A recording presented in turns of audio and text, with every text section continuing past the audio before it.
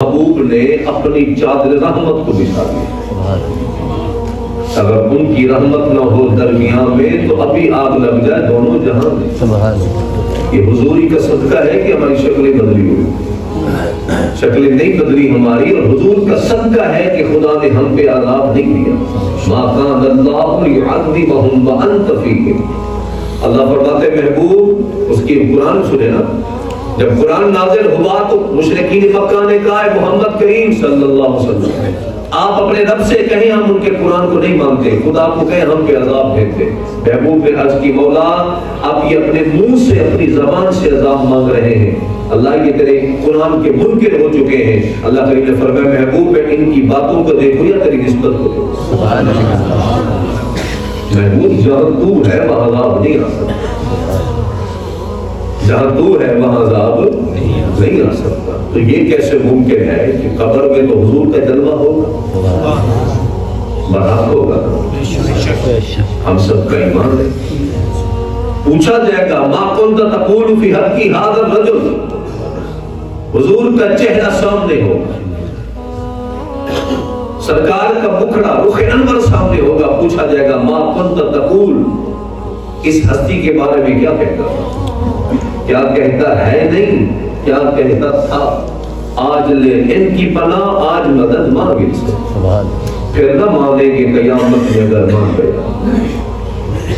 دنیا کا مرحلہ بتا کہ کیا کہتا تھا, وہاں تو سارے دیکھیں گے ڈنڈے اور مان جائیں گے کہ یہ شان ہے یہ شان ہے. فرمایا یہ بتا منبر پہ بیٹھ کے کیا کہتا تھا, ممبر پہ بیٹھ کے کیا کہتا تھا. یہ تو نہیں کہتا تھا کہ معاذ اللہ نبی کو دیوار کے پیچھے کی خبر نہیں, یہ تو نہیں کہتا تھا کہ میرے نبی معاذ اللہ مر کے مٹی میں مل گئے, یہ تو نہیں کہتا تھا کہ نبی کی تعظیم اتنا کرو جتنا بڑے بھائی کی کرتے, یہ تو نہیں کہتا تھا کہ جس کا نام محمد والی ہے اس کو کوئی اختیار نہیں, یا پھر یہ کہتا تھا اس صورت میں جانا تھا کہ جانے جہان سچ آخات رب دی نشانہ, یہ شان تو شانہ سب بڑی.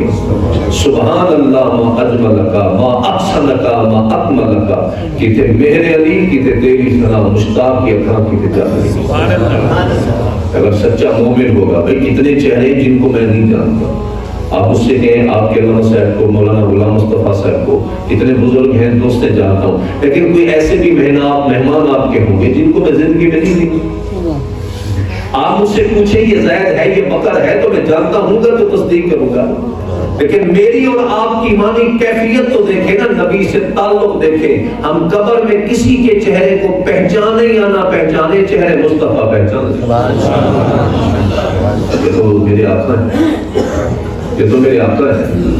اور جب مومن جواب دے دے گا تو کیا ہوگا, نم اب سو جا کر نومت العروس, جیسے پہلی رات کی دلہن سوتی ہے. سو جا پہلی رات کی دلہن کی طرح. کیوں کہا گیا دلہن کی طرح سو جا؟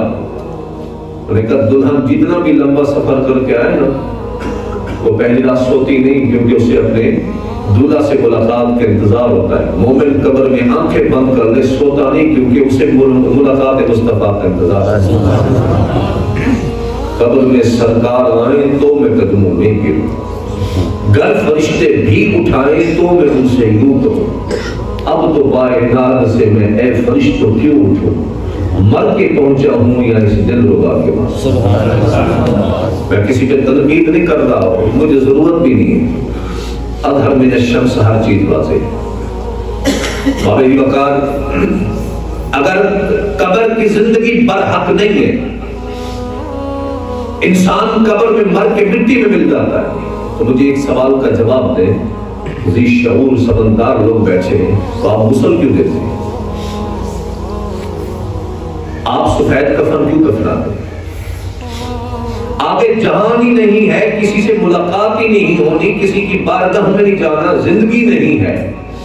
وہ تصور ہے بھائی حنیف صاحب, منیر صاحب, ساجد صاحب, یہ آپ ضائع کر رہے ہیں, وہ تو معاذ اللہ مر کے مٹی میں مل گیا, آپ کی دعا کہاں جائے گی. تو بھائی اگر مومن زندہ نہیں ہے قبر میں تو غسل کیوں دیتے ہو, بیری کے پتے گرم میں.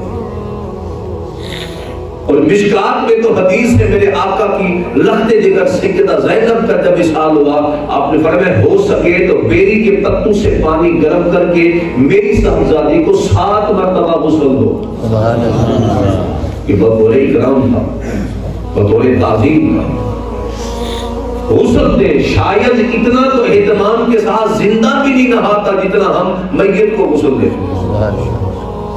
پردہ سلامت رکھنا، عورت ہو تو پورا جسم پردہ ہے، مرد ہو تو ناف سے لے کے گھٹنے سمیت تک پردہ ہے، خبردار اسے مردہ سمجھ کے نہ اس کے پردے کو ضائع کر دینا۔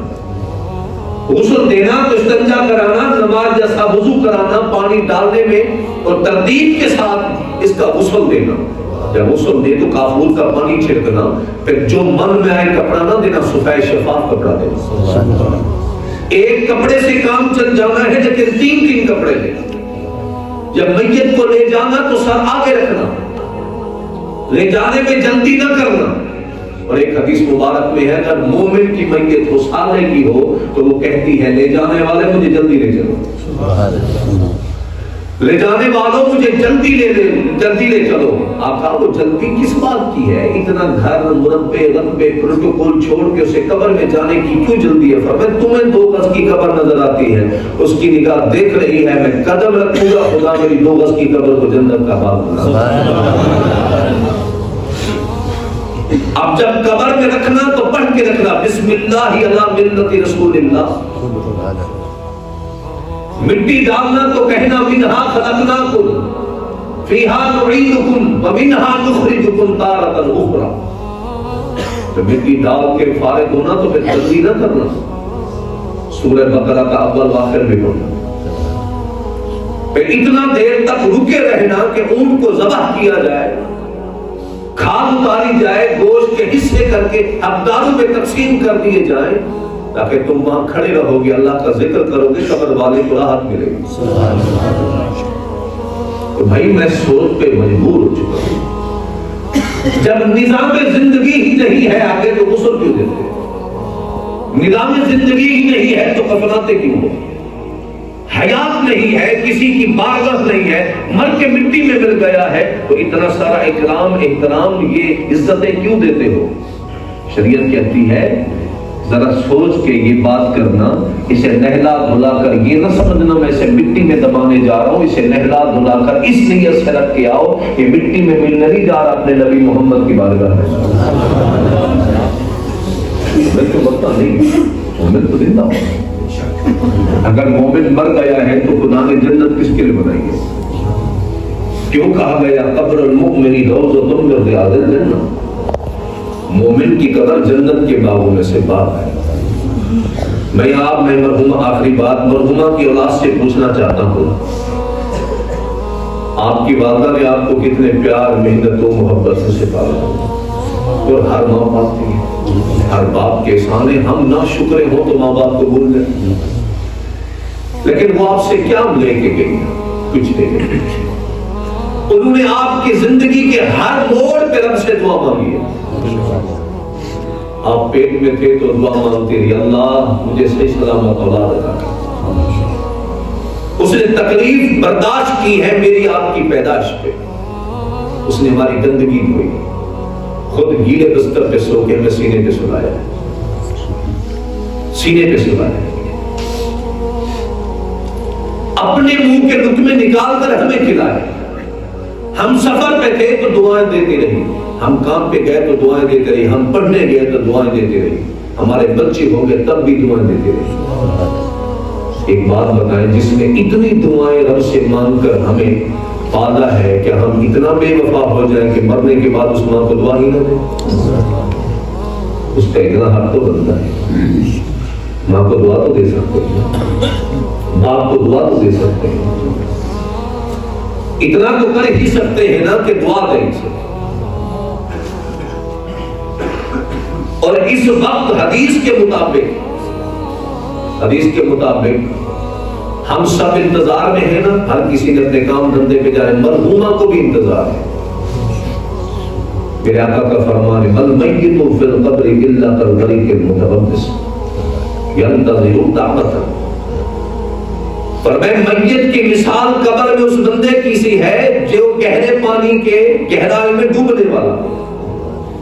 آپ جانتے ہیں جب بندہ تیراکی نہ جانتا ہو وہ نہر کے دریا کے یا کسی پانی میں جب ڈبکیاں کھاتا ہے اسے کیا خیال ہوتا ہے؟ اپنا آ جائے، غیر آ جائے، عربی آ جائے، اجمی آئے، گورا آئے، کالا آئے، مرد آئے، عورت آئے، مجھے ہاتھ کا سہارا دے کر مجھے گہرائی سے بچا. ایک خیال ہے. میرے آقا نے فرمایا قبر والے کو جیسے ڈوبنے والے کو کسی کے ہاتھ کا انتظار ہوتا ہے اور میں قبر والے کو کسی کی دعا کا انتظار ہوتا ہے کہ میرے حق میں کوئی دعا مانگے. ینتظر الدعوۃ تنحبہ من اب او ام او اخ او صدیق. وہ انتظار کرتی ہے کہ میرا بیٹا، میرا بھائی، میرا دوست، میری ماں میرے حق میں دعا کرے. فَإِذَا لَحِقَتْهُ أَحَبَّ إِلَيْهِ مِنَ الدُّنْيَا وَمَا فِيهَا. اور میں جب کسی کو بخشش کی دعا مل جاتی ہے اب اس میت کے سامنے پوری دنیا بھی رکھو، دعا بھی رکھو. اس سے پوچھو تجھے دنیا چاہیے دعا چاہیے، ہو کہ دنیا اپنے پاس رکھو مجھے دعا دے دے. دعا کی یہ مطلب. اور دعا کو رسول پاک نے کیا فرمایا؟ الدعاء مخ العبادات. دعا عبادت کا مقصد ہے. رسول پاک کا فرمان ہے جب تم میں سے کوئی مانگے تو کثرت سے مانگے. فَلْيُكْثِرْ فَإِنَّهُ يَسْأَلُ رَبَّهُ. اور میں شرمایا نہ کرو کیونکہ جب تم دعا مانگتے ہو کسی اور سے نہیں مانگ رہے، خدا سے مانگ رہے.